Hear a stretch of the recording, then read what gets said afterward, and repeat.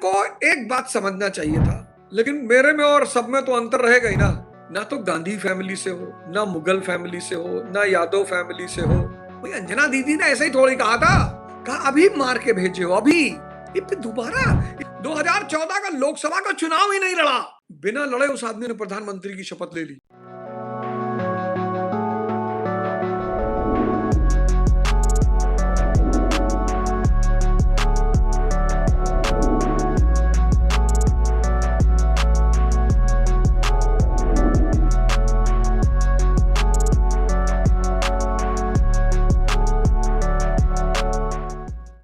देख रहा हूं खान सर को पिछले 2 दिन से, दुखी भी हूं कि शिक्षक आपस में लड़ रहे हैं, अपना ही विनाश कर रहे हैं। दुखी हूं। हालांकि मैं जब फंसता हूं तो मेरा कोई मदद नहीं करता, मेरे पक्ष में कोई बोलता नहीं, लेकिन मेरे में और सब में तो अंतर रहेगा ही ना। मैं अगर ट्रॉल होता हूं, मैं अगर कहीं फंसता हूं तो मेरे पक्ष में कोई नहीं बोले, लेकिन मुझे बड़ा दुख हो रहा है। मैं रोशन आनंद जी को भी जानता हूं, उनके कुछ स्टूडेंट मुझसे कनेक्टेड है, अच्छे टीचर हैं। मैं खान को भी जानता हूं बहुत व्यक्तिगत, 1-2 बार 3 बार हमारी कार्यक्रमों में मुलाकात भी है। खान को एक बात समझना चाहिए था कि तुम ना तो गांधी फैमिली से हो, ना मुगल फैमिली से हो, ना यादव फैमिली से हो, ना अब्दुल्ला फैमिली से हो, ना करुणानिधि के फैमिली से हो, तुम सामान्य फैमिली से हो। जैसे ये सारी फैमिलियां तुमको चमकते हुए देखेंगी, उनको डर पैदा हो जाएगा कि अबे ये तो टीचरी की आड़ में कहीं और शॉट मार रहा है, ये तो मसीहा बन रहा है, 29 में कहीं ये बाजी न मार ले। यही खान सर की तारीफ करते करते मीडिया थकता नहीं था। आज उस खान सर को फैजल खान बना दिया, और खान को ये बात, खान का दुश्मन कोई थोड़ी है, खान की दुश्मन उसकी योग्यता है।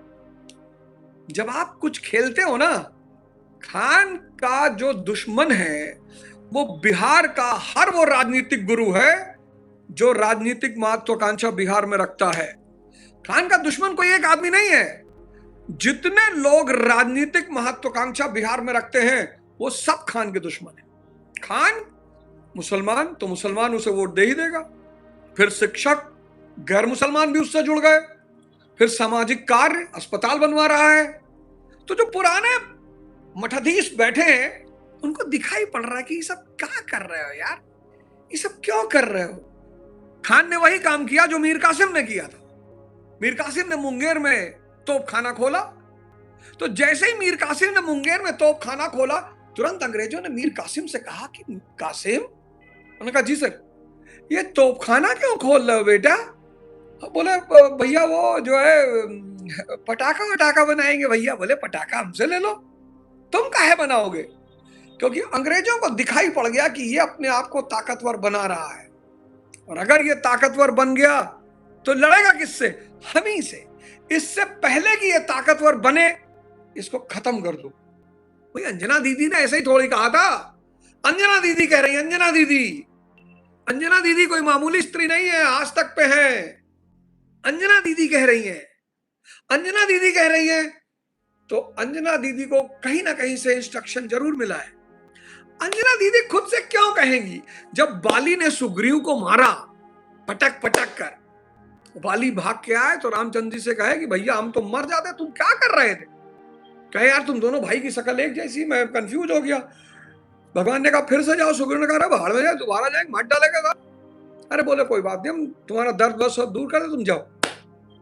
तो भगवान ने सुग्रीव के शरीर पे हाथ फेरा, कहा जाओ, तुमको एक माला पहनाना है, जाओ, कोई दिक्कत नहीं, जाओ हम देख लेंगे, जाओ। तो सुग्रीव जब दोबारा पहुंचा बाली को ललकारने के लिए, तो जो बाली की पत्नी है तारा, उसने बाली को समझाया, कहा अभी मार के भेजे हो, अभी। ये फिर दोबारा, इसकी औकात ये दोबारा कैसे आ गया। पर जब नाश मनुष्य पे छाता है, पहले विवेक मर जाता है। मेरे कई शिक्षक मित्रों ने मुझे मैसेज किया, ओझा सर आप भी कुछ बोलिए। मैंने कहा तुम लोग बोल लिए ना, हमको थोड़े कह रही है, जिसको कह रही है वो बोले। समझना है, ये कोचिंग का मामला नहीं है। एक सामान्य परिवार का व्यक्ति बड़े बड़े सपने देख रहा है, और उसके वो सपने वो पुराने जो भूपति हैं, पुराने मठाधीश हैं, वो डिकोड कर रहे हैं, वो समझ रहे हैं कि कहां जा रहा है। खान की स्थिति मीर कासिम की हो गई। पकड़ लिया अंग्रेजों ने कि बेटा तुम्हारा जो महत्वाकांक्षा, तुम्हारी जो सपना है, वो हमको समझ में आ रहा है बेटा। हालांकि मेरी हार्दिक इच्छा है इस देश में जब भी कोई सामान्य परिवार का व्यक्ति उभरने की कोशिश करेगा, उसको दबा दिया जाएगा, और बहुत बुरी तरह। मैंने कहा ना, ऐसा नहीं कोई एक आदमी पीछे पड़ा होगा। जितने पुराने मठाधीश हैं सबको लगा होगा कि भैया एक हो जाओ, नहीं तो खत्म कर देगा ये। क्योंकि जब आप बोलते हो, कोई काम करते हो, तो आपकी भविष्य की प्लानिंग दिखाई पड़ने लगती है। बहुत संभल के रहना पड़ता है, बहुत होशियारी से। हर आदमी नरेंद्र मोदी थोड़ी है। खान ने नरेंद्र मोदी से कुछ नहीं सीखा। नरेंद्र मोदी एक ऐसे आदमी है जिन्होंने प्रधानमंत्री बनने से पहले तक कभी कहा ही नहीं कि मुझे प्रधानमंत्री बनना है। कहा ही नहीं। 2014 का लोकसभा का चुनाव ही नहीं लड़ा। बिना लड़े उस आदमी ने प्रधानमंत्री की शपथ ले ली। उस आदमी ने कभी डिक्लेयर ही नहीं किया कि मैं क्या करना चाहता हूं। वो आदमी को अगर आप उसका चेहरा देखो, मुख्यमंत्री बनने से पहले उनकी आप फोटो देखो, उनका आप बिहेवियर देखो, एड़ा बन के रहते थे वो। मैं उनकी इस कला को सलाम करता। उनको पता था कि अगर मैंने अपनी भावना को व्यक्त किया तो मैं बुरी तरह कुचल दिया जाऊंगा। आज 6 जून है, कॉकरोच जनता पार्टी जंतर मंतर पर अनशन करेगी। प्रजातंत्र में तो होता ही है, लेकिन सत्याग्रह, मैं इसीलिए गांधी जी को बहुत महान मानता हूं। सत्याग्रह, सत्य के लिए आग्रह और अहिंसा हमारी सरकार है। उसको हमें बताना है कि साहब हम परेशान हैं। बस हमारा देश है, इसका एक भी पत्ता टूटेगा तो वो हमारा ही नुकसान होगा। सबसे प्यारा तरीका अहिंसा और सत्याग्रह। अब जाइए, शांति से बैठिए। आप वहां बैठेंगे, सरकार को पता चल जाएगा। सरकार अपने प्रतिनिधि भेजेगी, आपसे बात करेगी। सबसे प्यारा मार्ग है ये, क्योंकि जनता तो राजा है, और राजा को अगर कोई दिक्कत है तो राजा तो बताएगा भाई हमें दिक्कत है। तो दिक्कत का बताने का तरीका क्या है? अनशन। जैसे घर में औरतें नाराज हुई तो कोप भवन में चली गई, तो कोप भवन में जाने का मतलब क्या है कि वो नाराज है। ऐसे अनशन का तरीका क्या है? अनशन का मतलब क्या है कि आप सरकार को बता रहे हैं कि साहब हम नाराज हैं। लेकिन अनशन का मतलब है अहिंसा और सत्याग्रह। अपने देश को नुकसान पहुंचाना, अपने देश की संपत्ति को नुकसान पहुंचाना, ये सब अनशन नहीं है, बिल्कुल नहीं है, एकदम नहीं है। तो अनशन बुरा नहीं है, अराजकता बुरी है। अनशन बिल्कुल बुरा नहीं, एकदम करिए। बताइए साहब कि हम परेशान हैं साहब, हमारी स्थिति को बदलिए साहब, हमें बदलाव चाहिए। अपनी मांग रखिए सरकार के सामने। नीट उठ अखबार में पढ़ा करो।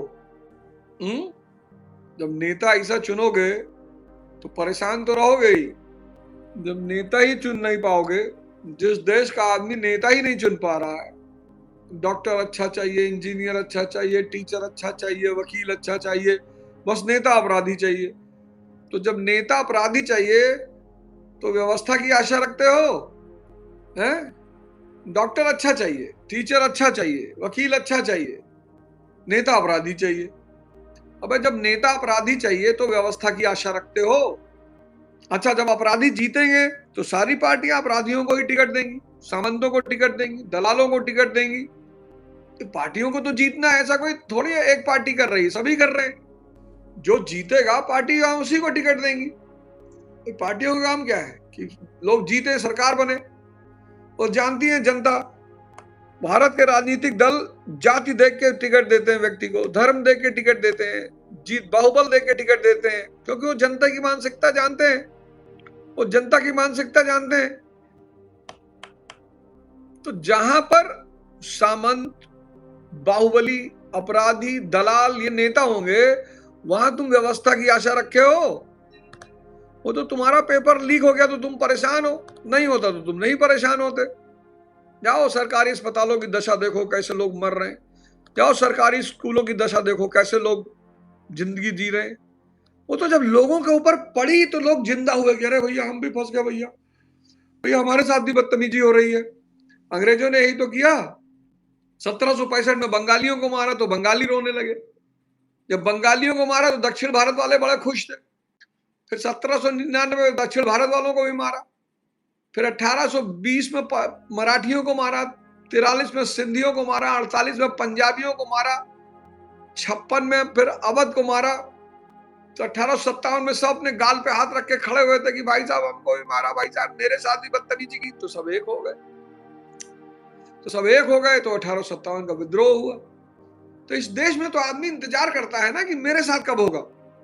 जहां पर नेता सामंत है, दलाल है, अपराधी है, बाहुबली है, वहां तुम व्यवस्था की आशा करोगे? बताओ, क्या फायदा बोलने से? क्या मतलब है बोलने से? क्या होगा बोल के? इस देश की व्यवस्था तब बदलेगी जब इस देश में आप वैसा नेता चुनेंगे जैसा आप डॉक्टर चुनते हैं, जैसा आप टीचर चुनते हैं, जैसा आप वकील चुनते हैं। जिस दिन ये व्यवस्था होगी तभी इस देश की व्यवस्था सुधरेगी। किसी मुद्दे पे बोलने से कुछ नहीं होगा।